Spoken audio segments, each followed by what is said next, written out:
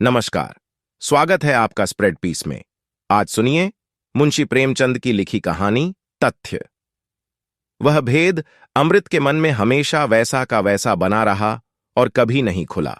न तो अमृत की नजरों से, न उसकी बातों से और न ही रंग ढंग से पूर्णिमा को कभी इस बात का भ्रम हुआ कि साधारण पड़ोसियों के साथ जैसा बर्ताव होना चाहिए और लड़कपन की दोस्ती का जिस तरह निबाह होना चाहिए, उसके सिवा अमृत का मेरे साथ और किसी प्रकार का संबंध है या हो सकता है।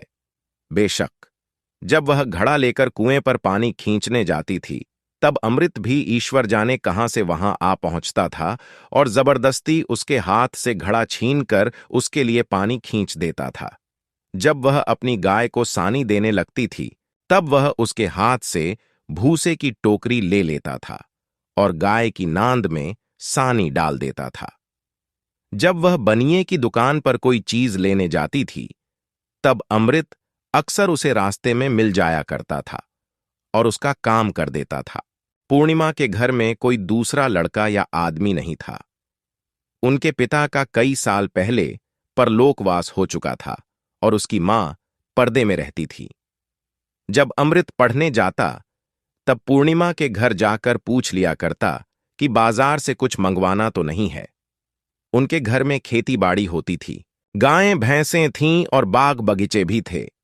वह अपने घर वालों की नजर बचाकर फसल की चीजें सौगात के तौर पर पूर्णिमा के घर दे आता था, लेकिन पूर्णिमा उसकी इन खातिरदारियों को उसकी भल मनसाहत और खाने पीने से संतुष्ट होने के सिवा और क्या समझे और क्यों समझे।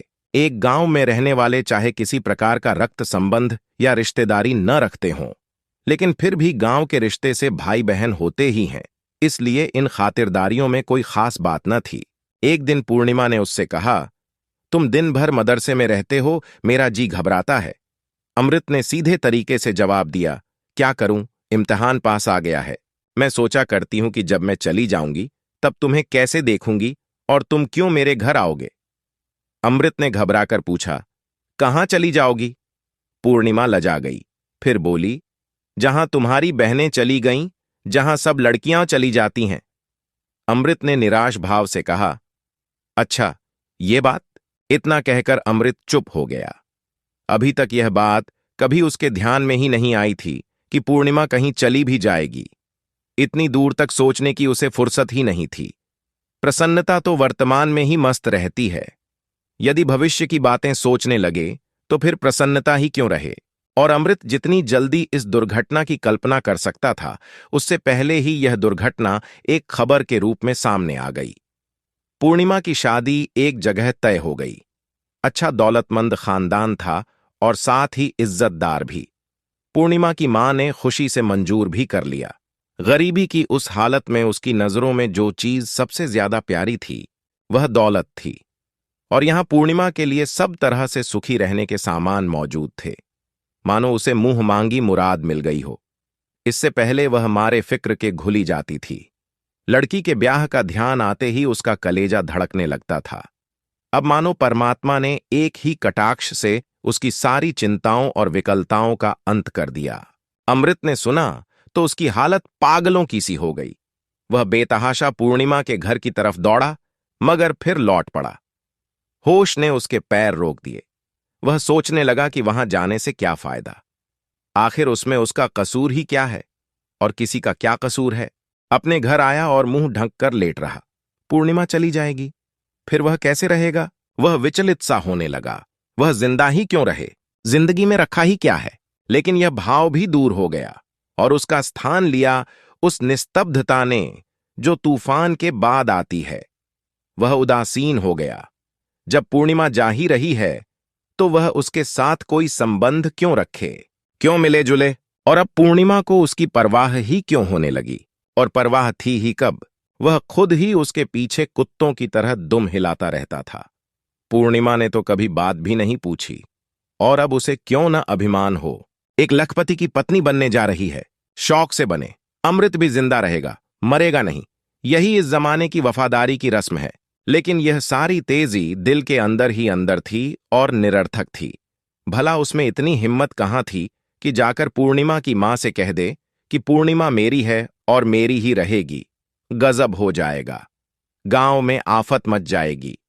ऐसी बातें न गांव की कहानियों में कभी सुनी हैं और न देहातों में कभी देखी हैं। और पूर्णिमा का यह हाल था कि दिन भर उसका रास्ता देखा करती थी। वह सोचती थी कि क्यों मेरे दरवाजे से होकर निकल जाता है और क्यों अंदर नहीं आता। कभी रास्ते में मुलाकात हो जाती है तो मानो उसकी परछाई से भागता है। वह पानी की कलसी लेकर कुएं पर खड़ी रहती है और सोचती है कि वह आता होगा, लेकिन वह कहीं दिखाई ही नहीं देता। एक दिन वह उसके घर गई और उससे जवाब मांगा। उसने पूछा, तुम आजकल आते क्यों नहीं? बस उसी समय उसका गला भर आया। उसे याद आ गया कि अब वह इस गांव में थोड़े ही दिनों की मेहमान है। लेकिन अमृत चुपचाप वैसा ही बैठा रहा। लापरवाही से उसने सिर्फ इतना कहा, इम्तिहान पास आ गया है, फुर्सत नहीं मिलती। फिर कुछ ठहर कर उसने कहा, सोचता हूं कि जब तुम जा ही रही हो। वह कहना ही चाहता था कि तो फिर अब मोहब्बत क्यों बढ़ाऊं, लेकिन उसे ध्यान आया कि यह बहुत मूर्खता की बात है। अगर कोई रोगी मरने जा रहा है तो क्या इसी विचार से उसका इलाज छोड़ दिया जाता है कि वह मरेगा ही? इसके विपरीत ज्यों-ज्यों उसकी हालत और भी ज्यादा खराब होती जाती है, त्यों-त्यों लोग और भी अधिक तत्परता से उसकी चिकित्सा करते हैं। और जब उसका अंतिम समय आ जाता है, तब तो दौड़ धूप की हद ही नहीं रहती। उसने बात का रुख बदलकर कहा, सुना है वह लोग भी बहुत मालदार हैं। पूर्णिमा ने उसके ये अंतिम शब्द सुने ही नहीं या उनका जवाब देने की जरूरत नहीं समझी। उसके कानों में तो जवाब का पहला हिस्सा गूंज रहा था। उसने बहुत ही दुखपूर्ण भाव से कहा, तो इसमें मेरा क्या कसूर है? मैं अपनी खुशी से तो जा नहीं रही हूं, जाना पड़ता है इसलिए जा रही हूं। यह कहते कहते मारे लज्जा के उसका चेहरा लाल हो गया। जितना उसे कहना चाहिए था, शायद उससे ज्यादा उसने कह दिया था। मोहब्बत में भी शतरंज की सी चालें होती हैं। अमृत ने उसकी तरफ इस तरह देखा मानो वह इस बात की जांच करना चाहता है कि इन शब्दों में कुछ अर्थ भी है या नहीं। क्या अच्छा होता कि उसकी आंखों में आर पार देखने की शक्ति होती। इस तरह तो सभी लड़कियां निराश भाव से बात करती हैं, मानो ब्याह होते ही उनकी जान पर आ बनेगी। मगर सभी लड़कियां एक न एक दिन अच्छे अच्छे गहने और कपड़े पहनकर और पालकी में बैठकर चली जाती हैं। इन बातों से उसे कोई संतोष नहीं हुआ। फिर डरते डरते बोला, तब तुम्हें मेरी याद क्यों आएगी? उसके माथे पर पसीना आ गया। उसे इतनी बेढब शर्मिंदगी हुई कि जी चाहा कि कमरे से बाहर भाग जाऊं। पूर्णिमा की ओर देखने की भी हिम्मत नहीं हुई, कहीं वह समझ न जाए। पूर्णिमा ने सिर झुकाकर मानो अपने दिल से कहा, तुम मुझे इतना निर्मोही समझते हो, मैं बेकसूर हूं और मुझसे रूठते हो। तुम्हें इस समय मेरे साथ सहानुभूति होनी चाहिए थी। तुम्हें उचित था कि तुम मुझे ढांढस देते, और तुम मुझसे तने बैठे हो। तुम ही बताओ, मेरे लिए और कौन सा दूसरा रास्ता है? जो मेरे अपने हैं वही मुझे गैर के घर भेज रहे हैं। वहां मुझ पर क्या बीतेगी, मेरी क्या हालत होगी? क्या यही गम मेरी जान लेने के लिए काफी नहीं है जो तुम उसमें अपना गुस्सा भी मिलाते हो? उसकी आवाज फिर भर आई। आज पूर्णिमा को इस प्रकार दुखी और उदास देखकर अमृत को विश्वास हो गया कि उसके अंदर भी एक छिपी हुई वेदना है। उसका ओछापन और स्वार्थपरता मानो कालिख बनकर उसके चेहरे पर चमकने लगी। पूर्णिमा के इन शब्दों में पूरी सत्यता थी और साथ ही कितनी फटकार और कितना अपमान भी भरा हुआ था। जो पराए हों उनसे शिकायत ही क्यों करे? अवश्य ही ऐसी अवस्था में उसे पूर्णिमा को ढाढ़स दिलाना चाहिए था। यह उसका कर्तव्य था जिसे उसे बहुत प्रसन्नता के साथ पूरा करना चाहिए था। पूर्णिमा ने प्रेम का एक नया आदर्श उसके सामने रख दिया था और उसका विवेक इस आदर्श से बचकर नहीं निकलने देता था। इसमें संदेह नहीं कि प्रेम भी एक स्वार्थ त्याग है, लेकिन बहुत बड़ा और जिगर को जलाने वाला है। उसने लज्जित होकर कहा, माफ करो पूर्णिमा, मेरी भूल थी, बल्कि बेवकूफी थी। पूर्णिमा का विवाह हो गया। अमृत जी जान से उसके विवाह के प्रबंध में लगा रहा। दूल्हा अधेड़ था, तोंदल और भोंडा था, और साथ ही बहुत घमंडी और बदमिजाज भी था। लेकिन अमृत इतनी तत्परता से उसकी खातिरदारी कर रहा था कि मानो वह कोई देवता हो और उसकी एक मुस्कुराहट उसे स्वर्ग में पहुंचा देगी। पूर्णिमा के साथ बातचीत करने का अमृत को अवसर ही नहीं मिला। और न उसने अवसर निकालने का कोई प्रयास किया। वह जब भी पूर्णिमा को देखता था वह रोती ही रहती थी, और अमृत आंखों की भाषा से जितना हो सकता था बिना कुछ कहे ही उसे ढाढ़स और तसल्ली देता था और उसके प्रति सहानुभूति दिखाता था। तीसरे दिन पूर्णिमा रो धोकर ससुराल विदा हो गई। अमृत ने उसी दिन शिवजी के मंदिर में जाकर परम निष्ठा और भक्ति से भरे हुए दिल से प्रार्थना की कि पूर्णिमा सदा सुखी रहे। जब नया और ताजा गम हो तो फिर इधर उधर के और फालतू विचारों का भला कहाँ प्रवेश हो सकता है। दुख तो आत्मा के रोगों का नाशक है, परंतु मन में उसे एक तरह की शून्यता का अनुभव हो रहा था, मानो अब उसका जीवन उजाड़ हो गया था। अब उसका कोई उद्देश्य या कोई कामना नहीं रह गई थी। 3 साल बाद पूर्णिमा फिर मैके आई। इस बीच अमृत का भी विवाह हो गया था और जीवन का जुआ गर्दन पर रखे हुए लकीर पीटता चला जा रहा था। लेकिन उसके मन में एक अस्पष्ट सी वासना दबी हुई थी, जिसे वह कोई स्पष्ट रूप नहीं दे सकता था। वह वासना थर्मामीटर के पारे की तरह उसके अंदर सुरक्षित थी। अब पूर्णिमा ने आकर उसमें गर्मी पैदा कर दी थी और वह पारा चढ़कर सरसाम की सीमा तक जा पहुंचा था। उसकी गोद में 2 साल का एक प्यारा बच्चा था। अमृत उस बच्चे को दिन रात मानो गले से बांधे रहता था। वह सुबह और शाम उसे गोद में लेकर टहलने जाया करता था और उसके लिए बाजार से तरह तरह के खिलौने और मिठाइयां लाया करता था। सुबह होते ही उसके जलपान के लिए हलवा और दूध लेकर पहुंच जाता था। उसे नहलाता धुलाता और उसके बाल साफ करता था। उसके फोड़े फुंसियां धोकर उन पर मलहम लगाता था। ये सभी सेवाएं उसने अपने जिम्मे ले ली थीं। बच्चा भी उसके साथ इतना हिल मिल गया था कि पल भर के लिए भी उसका गला न छोड़ता था। यहां तक कि कभी कभी उसी के पास सो भी जाता था और पूर्णिमा के आकर बुलाने पर भी उसके साथ नहीं जाता था। अमृत पूछता, तुम किसके बेटे हो? बच्चा कहता, टुमाले। अमृत मारे आनंद के मतवाला होकर उसे गले से लगा लेता था। पूर्णिमा का रूप अब और भी निखर आया था। कली खिलकर फूल हो गई थी। अब उसके स्वभाव में अहंकार और अभिमान आ गया था और साथ ही बनाव सिंगार से प्रेम भी हो गया था। सोने के गहनों से सजकर और रेशमी साड़ी पहनकर अब वह और भी अधिक आकर्षक हो गई थी। ऐसा जान पड़ता था कि मानो वह अमृत से कुछ बचना चाहती है। बिना कोई विशेष आवश्यकता हुए उससे बहुत कम बोलती है, और जो कुछ बोलती भी है वह इस ढंग से बोलती है कि मानो अमृत पर कोई एहसान कर रही है। अमृत उसके बच्चे के लिए इतनी जान देता है और उसकी फरमाइशों को कितने शौक से पूरा करता है, लेकिन ऊपर से देखने पर यही जान पड़ता था कि पूर्णिमा की निगाहों में उसकी इन सब सेवाओं का कोई मूल्य नहीं था। मानो सेवा करना अमृत का कर्तव्य ही है और वह कर्तव्य उसे पूरा करना चाहिए। इसके लिए वह किसी प्रकार के धन्यवाद या कृतज्ञता का अधिकारी नहीं है। जब बच्चा रोता है तब वह उसे धमकाती है, खबरदार, रोना नहीं, नहीं तो मामा जी तुमसे कभी ना बोलेंगे। और इतना सुनते ही बच्चा चुप हो जाता है। जब उसे किसी चीज की जरूरत होती है तब वह अमृत को बुलाकर मानो आज्ञा के रूप में उससे कह देती है, और अमृत भी तुरंत उस आज्ञा का पालन करता है, मानो वह उसका गुलाम हो। और वह भी शायद यही समझती है कि मैंने अमृत से गुलामी का पट्टा लिखवा लिया है। 6 महीने मैके रहकर पूर्णिमा फिर ससुराल चली गई। अमृत उसे पहुंचाने के लिए स्टेशन तक आया था। जब वह गाड़ी में बैठ गई तब अमृत ने बच्चा उसकी गोद में दे दिया। अमृत की आंखों से आंसू की बूंद टपक पड़ी और उसने मुंह फेर लिया और आंखों पर हाथ फेरकर आंसू पोंछ डाला। पूर्णिमा को अपने आंसू कैसे दिखलाए, क्योंकि उसकी आंखें तो बिल्कुल खुश्क थीं, लेकिन फिर भी उसका जी नहीं मानता था। वह सोचता था कि न जाने अब फिर कब मुलाकात हो। पूर्णिमा ने कुछ अभिमान के साथ कहा, बच्चा, कई दिन तक तुम्हारे लिए बहुत हुड़केंगे। अमृत ने भरे हुए गले से कहा, मुझे तो उम्र भर भी इसकी सूरत नहीं भूलेगी। कभी कभी एक आध पत्र तो भेज दिया करो। भेजूंगा, मगर मैं जवाब नहीं दूंगी, यह समझ लो। मत देना, मैं मांगता तो नहीं, लेकिन याद रखना। गाड़ी चल पड़ी। अमृत उसकी खिड़की की ओर देखता रहा। गाड़ी के कोई 1 फरलांग निकल जाने पर उसने देखा कि पूर्णिमा ने खिड़की से सिर निकालकर उसकी तरफ देखा और फिर बच्चे को गोद में लेकर उसे जरा सा दिखला दिया। अमृत का हृदय उस समय उड़क कर पूर्णिमा के पास पहुंच जाना चाहता था।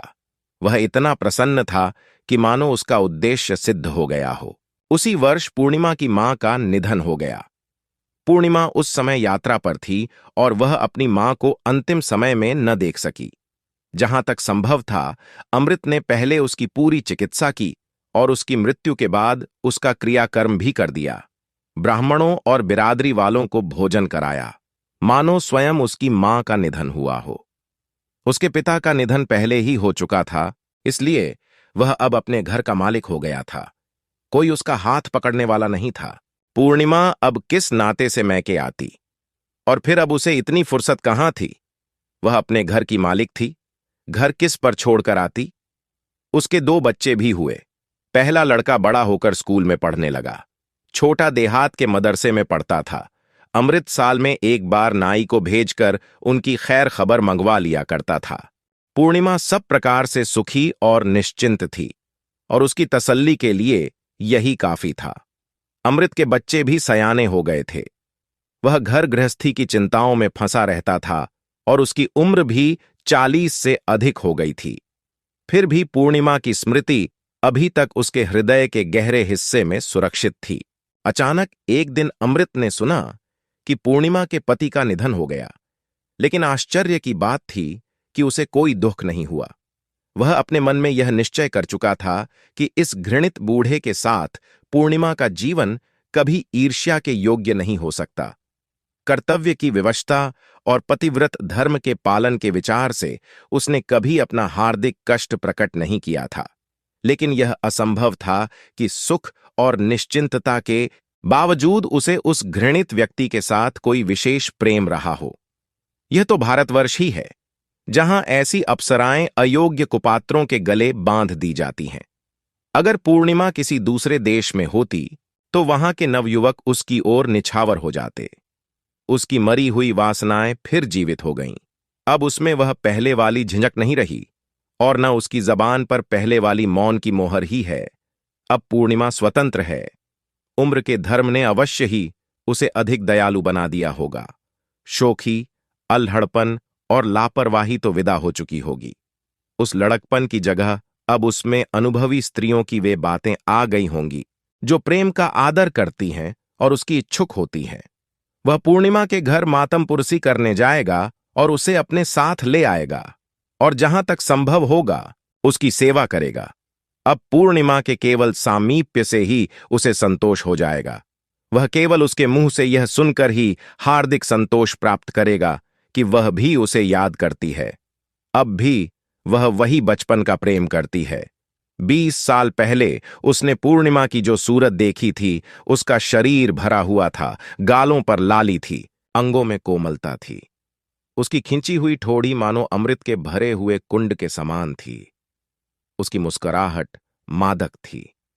बस उसका वही रूप अब भी बहुत थोड़े परिवर्तन के साथ उसकी आंखों में समाया हुआ था, और वह परिवर्तन उस एकांत की आंखों में उसे और भी प्रिय जान पड़ने लगा था। समय की प्रगति का उस पर कुछ न कुछ प्रभाव अवश्य होगा, लेकिन पूर्णिमा के शरीर में किसी ऐसे परिवर्तन की वह कल्पना भी नहीं कर सकता था जिससे उसकी मनोहरता में कोई अंतर आ जाए। और अब वह केवल ऊपरी रूप के प्रति उतना इच्छुक भी नहीं रह गया था जितना उसके मधुर वचनों के प्रति भूखा था। वह उसकी प्रेम पूर्ण दृष्टि और उसके विश्वास का विशेष इच्छुक था।